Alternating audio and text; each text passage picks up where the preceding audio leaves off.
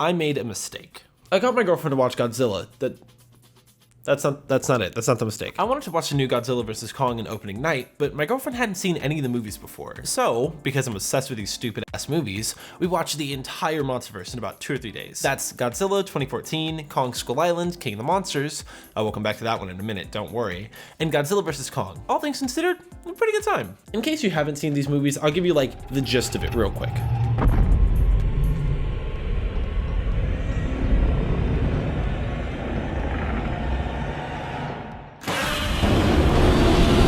So we saw New Empire, and it was pretty fun, but I was still on a huge Godzilla kick. A few days after that, I got bored, and I made the critical mistake of rewatching King of Monsters alone, with nobody to stop me from paying attention to the actual plot.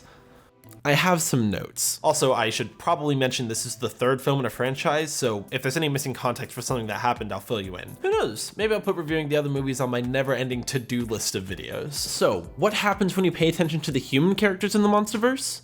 You get frustrated. But before we get to all that, I have something serious I want to talk to you guys about. Like I said in my last video, until there's a ceasefire in Gaza, I'll be highlighting the GoFundMe of a family that's trying to evacuate. This is Ahmed's family. Like so many others, they're trapped in Gaza with nowhere to go.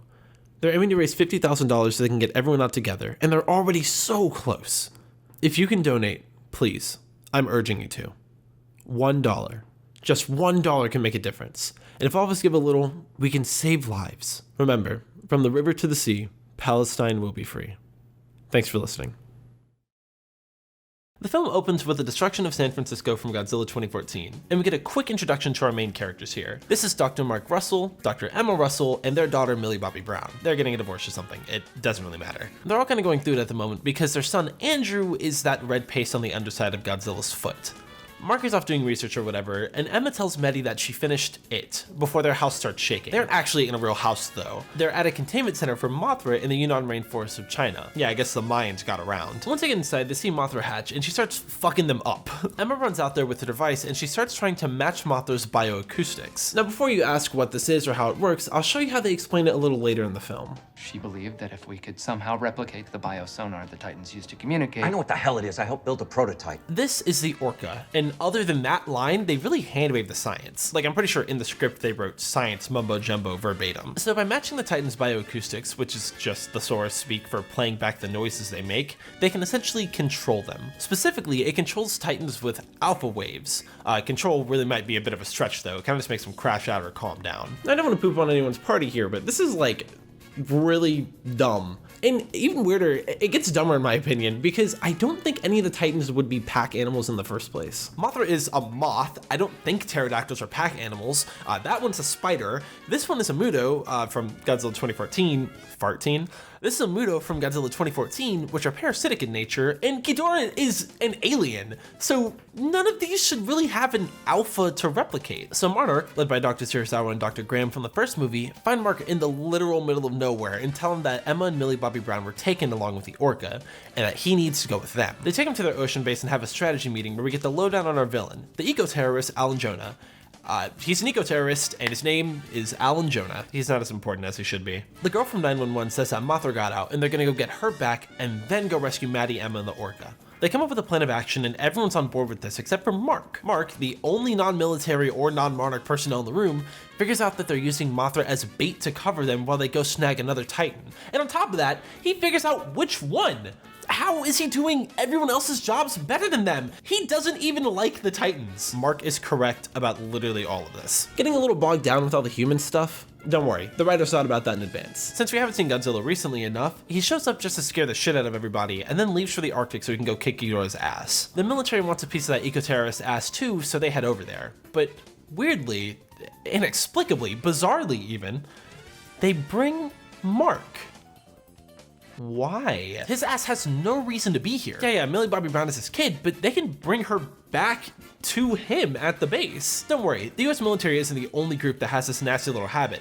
his whole family is in the Arctic too. The eco-terrorists have taken over the Monarch base in the Arctic and are placing charges to set Ghidorah free, and they brought both of their hostages with them. Now I get Emma, presumably she's the only one who knows how to use the ORCA efficiently, but why the hell is Millie Bobby Brown here? This can literally only cause issues for you. Anywho, now that the military is here and storming the base, Mark decides he doesn't want to stay in the helicopter and just Metal Gears through the, I didn't realize that means they brought Mark here and didn't leave him with a guard, when the main issue is that the other guys have specific hostages, but okay, whatever. Mark doesn't want to stay on the helicopter and Metal Gears through the research base until he has Jonah at gunpoint. The girl from 911 shoots the random mook who has the detonator, so it falls to the floor between Emma, Millie Bobby Brown, and Mark. Mark is yelling to Millie Bobby Brown to come on, and she decides that she'd rather hang out with the people who took her hostage than to spend another weekend at her dad's place. Then, out of nowhere, Emma picks up the detonator and tells Mark to run.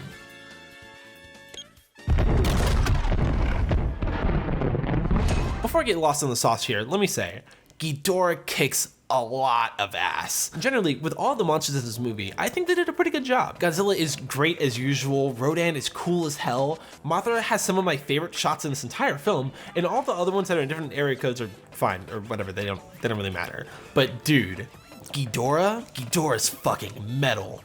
The next section of the movie is essentially Godzilla and Ghidorah duking it out, while the humans run around like they're in an Uncharted cutscene. Seriously, these people can't die, except for when it's the most petty and unnecessary shit ever. Remember Dr. Serizawa and Dr. Graham? They are also here for some reason, and Ghidorah goes out of his way to eat Dr. Graham. Why did he do that? You know what's crazy? Rodan does the exact same thing to some poor dude later. So the military calls in some reinforcements, and Ghidorah just says fuck it and bounces. And somehow, in a world where these giant monsters are a known entity, they lose Ghidorah. So Mark and Co are on a plane following Godzilla, who's near Argentina, and also there's like a hurricane over Brazil right now. Don't you fucking show me her death certificate like you care. So everyone's asking why Emma would release Ghidorah, because it makes no sense. Seriously. It makes no sense. Also, they figure out that Jonah's next move is to remotely release whatever Titan's in the vault in Mexico. So at this point, the writers are kind of running thin on ideas, and they needed to get everything that Emma and Jonah have been up to, like, conveyed to the audience, right? So they have Emma and Jonah FaceTime everybody. So first off, Millie Bobby Brown is safe, as if we care. Emma says that she's saving the world by releasing all the Titans because, and hear me out guys, I promise I'm not crazy, hear me out. What if humans are killing the planet and the Earth released the Titans to restore balance? After the Titans rampage through the Earth and destroy every city ever, the Earth will go back to normal and we can coexist with the Titans. So Dr. Serizawa and the others, rightfully, might I add, call Emma insane because she's basically saying trust the process over and over. Mark points out that this is putting their daughter in danger, and it looks like she had never thought of that as a possibility. She does this whole thing like an apology video, by the way, complete with her saying that she's doing all this for her dead kid so they can't get mad. I'm sorry, are you about to cry? You are out of your goddamn mind. First you put our daughter's life in danger, now you get to decide the fate of the world. That's rich, I Emma. couldn't be more sane, and Madison couldn't be stronger. Why don't you listen to yourself?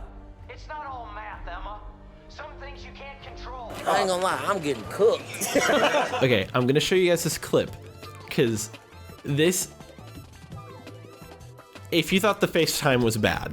Mom, don't. Maybe Dad is right. Maybe this isn't the way. Well, you said you were gonna help people, that you would let them find We don't have time for this. Okay, so there's like a lot to unpack here with those last two like bits, right? First things first, Emma was in on this the whole time, question mark? Let me just lay out all the facts here. 5 years ago, Emma and Mark's kid gets stepped on by Godzilla. So in an effort to ensure his death isn't in vain, Emma decides that she needs to finish building the ORCA so that she can let all the Titans out. Apparently this is also because of global warming, pollution, humans in general, etc. But I feel like she kind of tacked that on to seem a little less bad shit. Stop the cap.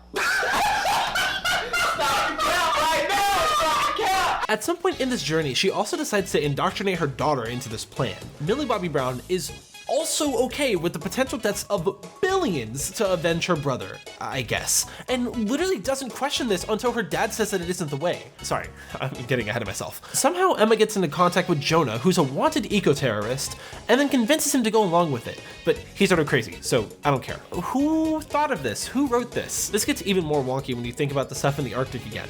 why the hell is Millie Bobby Brown there? Emma, your plan is to release Ghidorah and let him run rampant. Like seriously, the goal is for him to kill people. Why the fuck would you let your kid anywhere near these motherfuckers after your other kid was killed by Godzilla? Also, yes, this is Emma's plan. Jonah says it during their whole argument.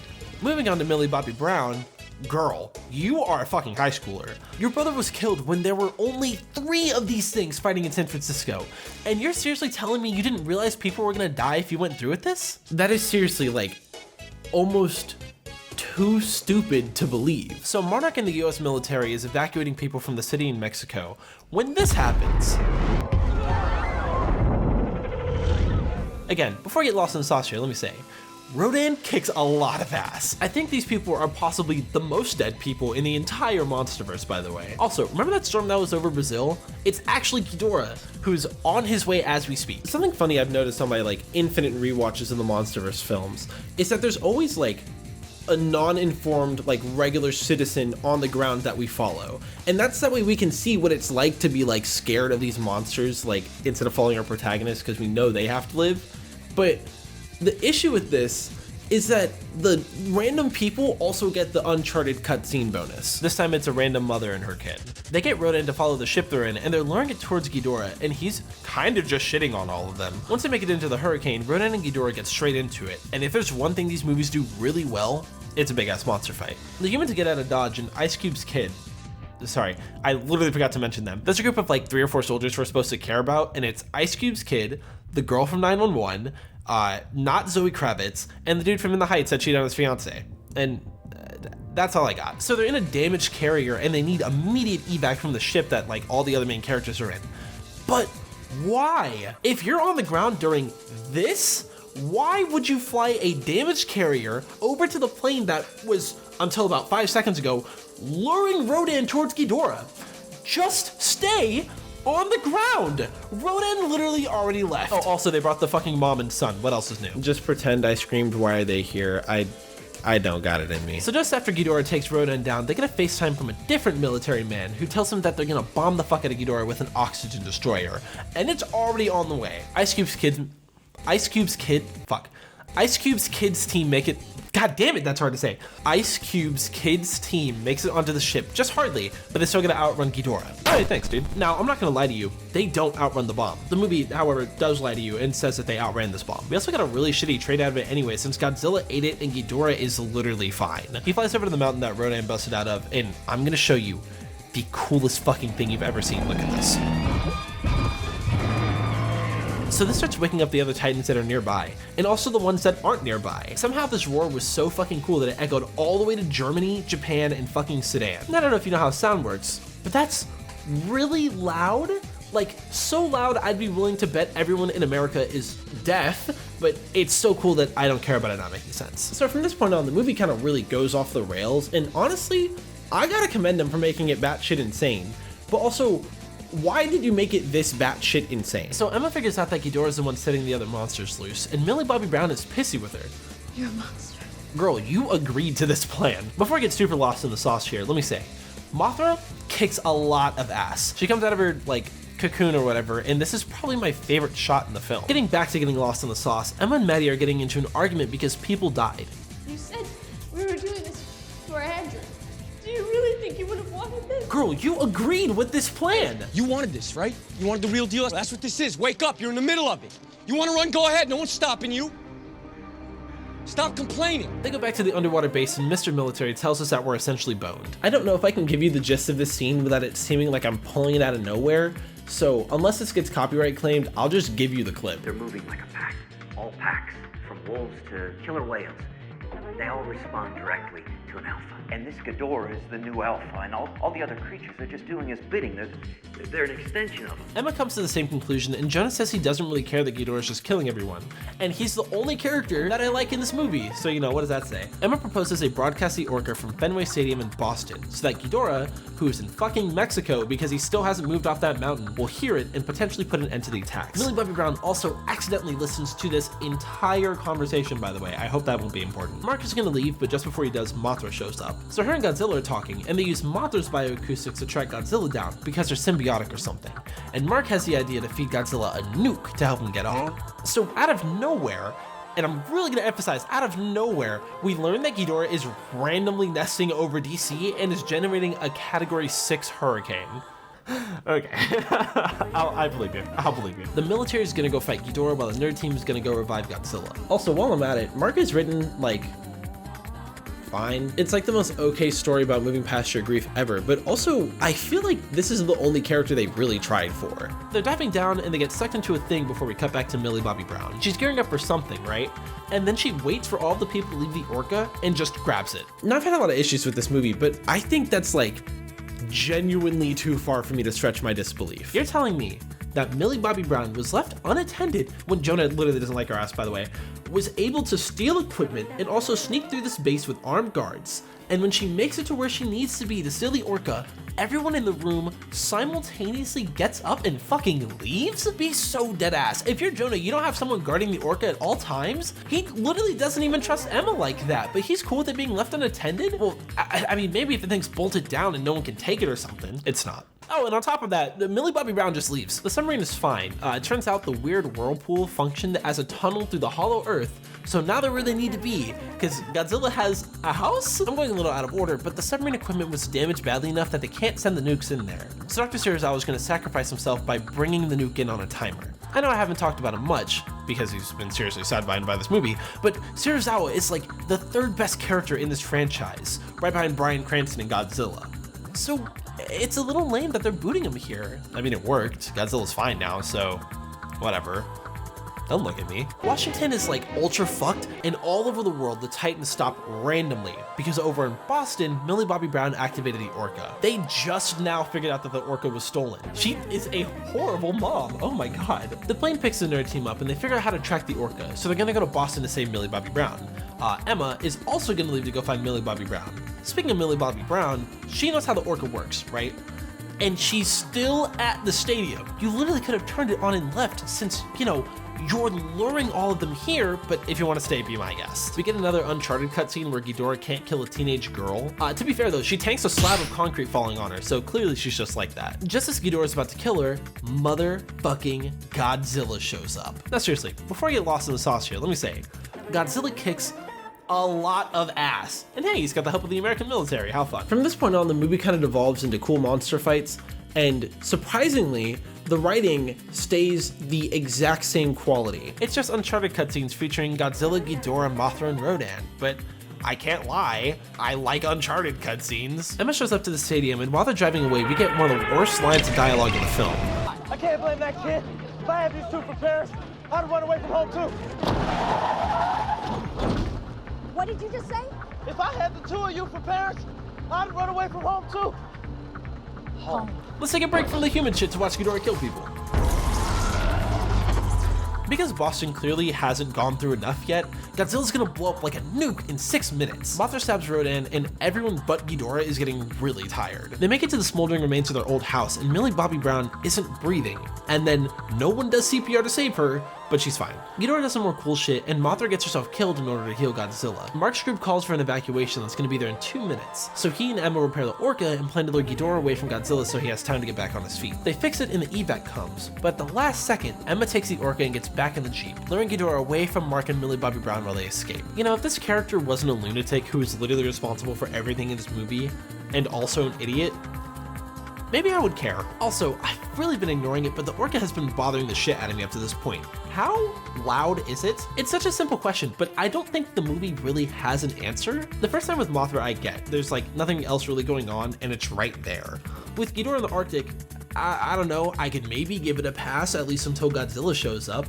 Coincidentally, they stopped using it around then anyway. Then Ghidorah hears it from Washington when Millie Bobby Brown uses it at the stadium in Boston? I don't know, maybe they just really juiced the speakers before Millie Bobby Brown got there.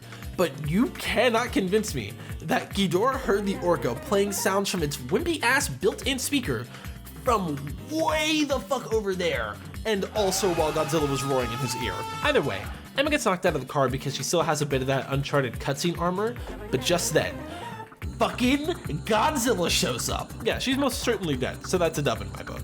Anywho, Godzilla saves the day and ends it with a gorgeous finish. Solid 9 out of 10 execution there, buddy. The whole joke about the monster verse is that you go to watch them for the monster fights, right? Who gives a fuck about the people? And I'm fine with that. Sometimes you just need a good monster romp. And hey, I watch these movies like more often than you should. However, the film feels like it was written with that attitude. I can tell the writers didn't give a single fuck about what the humans were doing because it's all ass. That being said, I love this movie. It's just the right flavor of delicious shit that I like.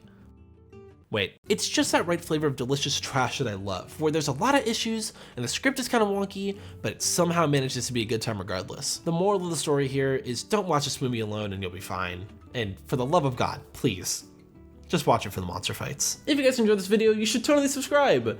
I think it's worth it, but I mean, I'm biased. This is actually neither of the videos I said were coming out next, but I'm in the process of moving right now, so I wanted to make sure I don't abandon you guys for like too long. Yes, I'm still working on the JJK review. Yes, I'm still working on the Doctor Who review, but those take time and I like to do small videos in between. So they're gonna take a while, but I promise you I'm working on them. I'm being very, very picky about how I'm writing those. What did you think of Godzilla King of Monsters? Do you guys want to see me talk about some of the other movies in the Monsterverse? Third question here so we can talk about Godzilla in the comments because I really want to talk about Godzilla in the comments. But that's gonna be it from me today. I'm Knightley. You've been absolutely incredible. I'll see you relatively soon. Peace. For the record, I am wearing shorts. They're just like pajama shorts. They're kind of short. I'm wearing pants, I promise. At the start of the video, I said I was watching these with my girlfriend, and it's crazy because her name is also Emma. So it was really fucked up seeing them take my girlfriend's name and graft it onto this really mediocre white woman because I was personally offended. Maybe that's why I made this video. I don't know.